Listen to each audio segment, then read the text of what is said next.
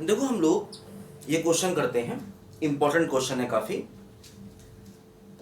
The value of cot inverse bracket में under root 1 minus sine x plus under root 1 plus sine x whole divide by under root 1 minus sine x minus under root 1 plus sine x, इस term की value find करनी है। Value से मतलब होता है इसकी सिंपलेस्ट वैल्यू, इसको सिंप्लीफाई करना है, ध्यान दो, है ना। जैसे इस टाइप के यहाँ पर आईटीएफ में बहुत सारे क्वेश्चन मिलेंगे कि बड़ा सा एक्सप्रेशन होगा, जैसे पहले ही मैंने आपको कराए थे sine inverse of 2x upon 1 plus x square या cos inverse 1 minus x square upon 1 plus x square. तो इस टाइप के यहाँ पर आपको बहुत सारे सवाल मिलेंगे जिसमें हमें एक बड़ा सा एक्सप्रेशन दिया होगा और हमें उसको सिंपलेस्ट फॉर्म में यानी कि शॉर्टेस्ट फॉर्म में लिखना होगा। देखो ध्यान दो, जैसे इसमें क्या होता है, अब देखो यहाँ 1 माइनस साइन एक्स से 1 प्लस साइन, देखो क्या होता है, जैसे अपने पास एक टर्म है under root 1 plus sine x. देखो अब ये टर्म मैथ्स में आगे भी बहुत जगह आएगा, ध्यान रखना, है ना। ऐसा नहीं कि पहली बार आ रहा है, ये आगे भी बहुत जगह टर्म आएगा, ध्यान देना। देखो जब भी कभी ये टर्म आए क्या करेंगे, देखो 1 को लिख दो, है ना, 1 को लिख दो sine square x by 2 plus cos square x by 2, और देखो साइन एक्स को लिख दो 2 sine x by 2 cos x by 2। देखो ये हो जाएगा under root sine x by 2 plus cos x by 2 का होल स्क्वायर, ध्यान दो, है ना। अब देखो क्या होगा, अंडर रूट एक्स स्क्वायर की वैल्यू मैंने क्या बताई थी, मॉड एक्स होती है, sign x by 2 plus cos x by 2, है ना। अंडर रूट एक्स स्क्वायर की वैल्यू क्या होती है, बोलो मॉड एक्स होती है, ध्यान दो। अब देखो मॉड के अंदर साइन एक्स बाई 2 है, देखो ध्यान दो, एक्स क्या है, एक्स है पाई बाई 2 से पाई तक, है ना। एक्स कहां से कहां दिया, बोलो पाई बाई 2 से पाई तक, तो x बाई 2 क्या होगा, ये होगा पाई बाई 4 से पाई बाई 2 तक, है ना। देखो जो एंगल यहां दिया गया है, देखो x बाई 2 का एंगल है ना, x बाई 2 का एंगल, तो जो x बाई 2 का एंगल है वो देखो फर्स्ट क्वाड्रेंट में है, और फर्स्ट क्वाड्रेंट में साइन भी पॉजिटिव होता है, कॉस भी पॉजिटिव होता है, इसका मतलब दोनों का सम भी पॉजिटिव होगा। तो जब पूरा टर्म पॉजिटिव है तो मॉड को हटा सकते हैं, क्योंकि पॉजिटिव नंबर का मॉड उसी के बराबर होता है ना। क्योंकि देखो हमें x दिया, लेकिन यहां पर देखो एंगल क्या है, यहां एंगल है x बाई 2, ध्यान दो, तो हमें x बाई 2 को देखना होगा, है ना।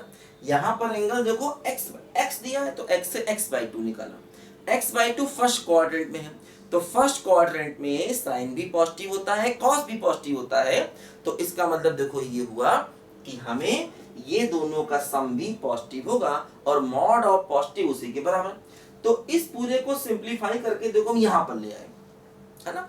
और ध्यान रखना अब ये टर्म मैथ्स में बहुत जगह आएगा आगे, ठीक है। देखो इसी प्रकार अगर under root 1 minus sine x होता तो देखो क्या करते, 1 को लिखते sine square x by 2 plus cos square x by 2, और साइन एक्स को लिखते क्या 2 sine x by 2 cos x by 2, ऐसे करते। देखो अब देखो ये रूट के अंदर हो जाता sign x by 2 minus cos x by 2 का होल स्क्वायर, ऐसे हो जाता।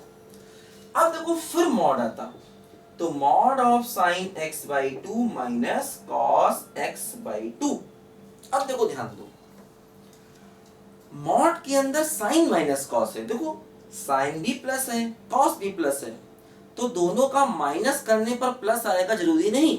देखो यहाँ पर साइन भी प्लस था कॉस भी प्लस था, लेकिन दोनों को सम करने से प्लस आएगा कंफर्म है, लेकिन साइन भी प्लस है कॉस भी प्लस है, दोनों को डिफरेंस करने से प्लस आएगा कंफर्म नहीं है।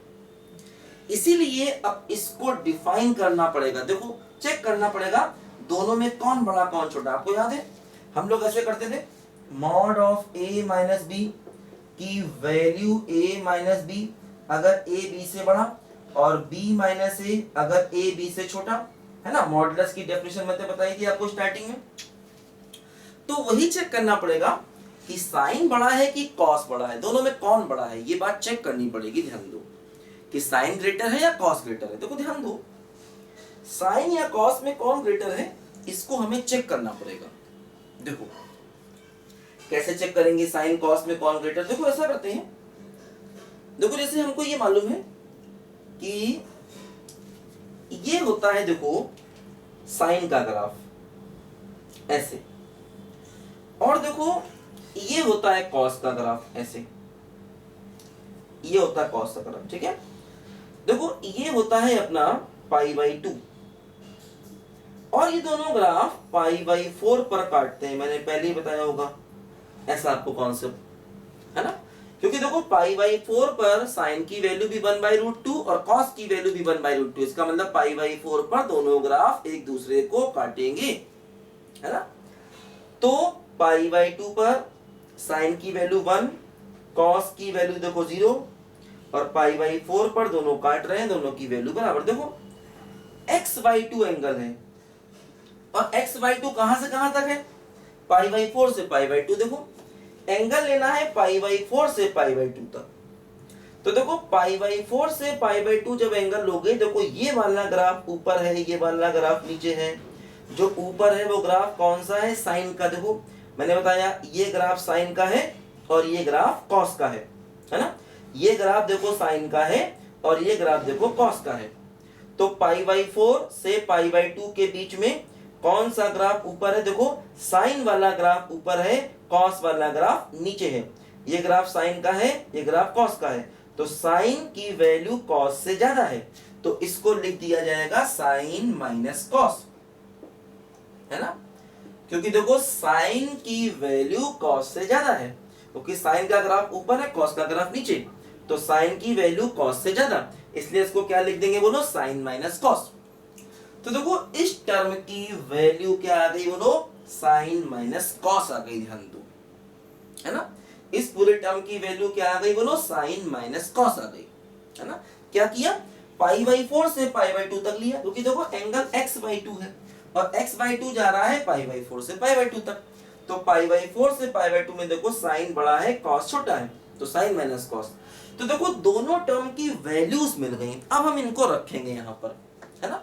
तो दो फंक्शन में कंपैरिजन करना होता हमेशा ग्राफ बना के करते हैं। देखो ध्यान दो, हमें √1 प्लस साइन की वैल्यू मिल गई और √1 माइनस साइन की, देखो ये दो वैल्यूज देखो हमें यहाँ पर मिल गई, इनको हम इनकी जगह पर रखेंगे। देखो ये अपना क्वेश्चन है, क्या देखो ये क्वेश्चन था, क्या आ गया, कॉट इनवर्स √1 माइनस साइन। देखो ये क्या है, ये है sine x/2 minus cos x/2, √1 plus sine, ये क्या है, sine x/2 plus cos x/2, देखो होल डिवाइड बाई, देखो ये है sine x/2 minus cos x/2, और देखो ये वैल्यू क्या है, sine x/2 plus cos x/2। देखो ऐसे ये वैल्यूज है, यहाँ पर ध्यान दो, ठीक।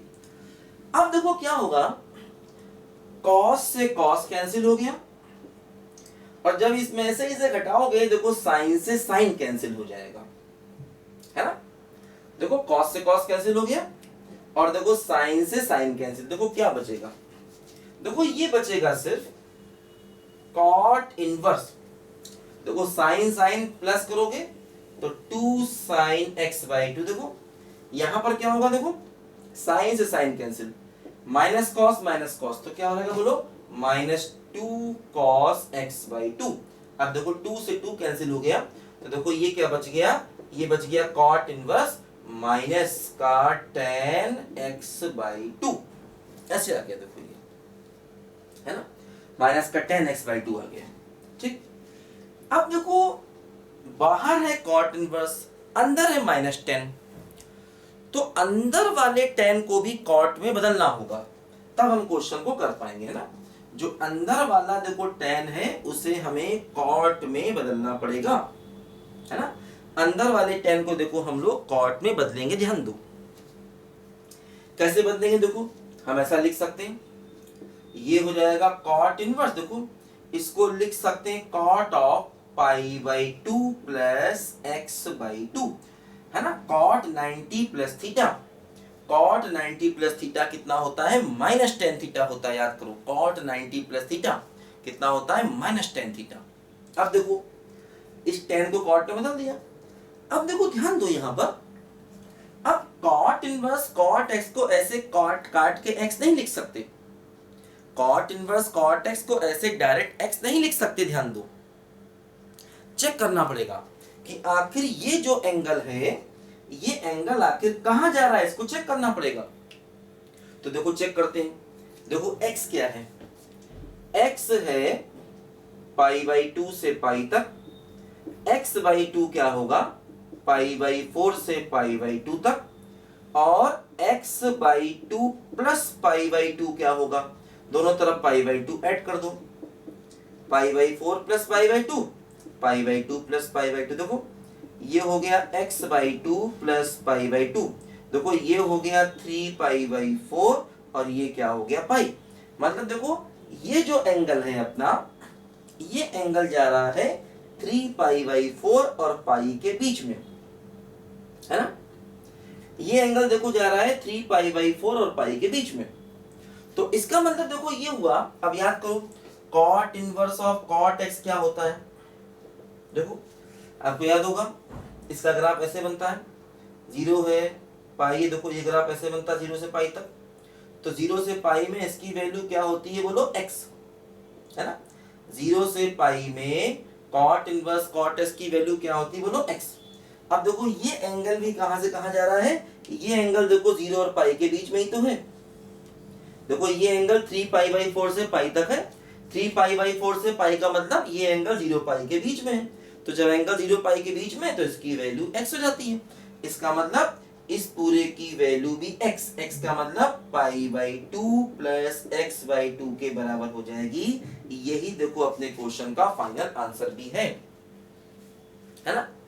Cot inverse of cot x, देखो cot inverse of cot x की वैल्यू क्या हो गई बोलो x के बराबर, x क्या है pi by 2 plus x by 2, देखो यही अपने क्वेश्चन का फाइनल आंसर भी है, यही देखो हमने यहाँ निकाला, है ना। तो ऐसे करना है हमें इस क्वेश्चन को, तो काफी इंपॉर्टेंट क्वेश्चन है, इस टाइप के और भी कई सवाल मिलेंगे हमको।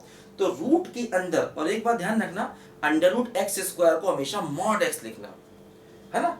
अब देखो ऐसे ही टर्म रूट के अंदर कॉस में भी आ सकते हैं किसी भी क्वेश्चन में, देखो जैसे मान लो अगर कभी अंडर रूट के अंदर कॉस आ जाए, जैसे कि मान लो अगर कभी ऐसा हो जाए under root of 1 plus cos x, है ना, तो क्या करोगे, देखो कॉस का लगाओगे formula 2 cos square x by 2 minus 1 से 1 कैंसिल, तो हो जाएगा under root 2 cos square x by 2, देखो ये हो जाएगा root 2 mod of cos x by 2, फिर मॉड को डिफाइन करना पड़ेगा, है ना।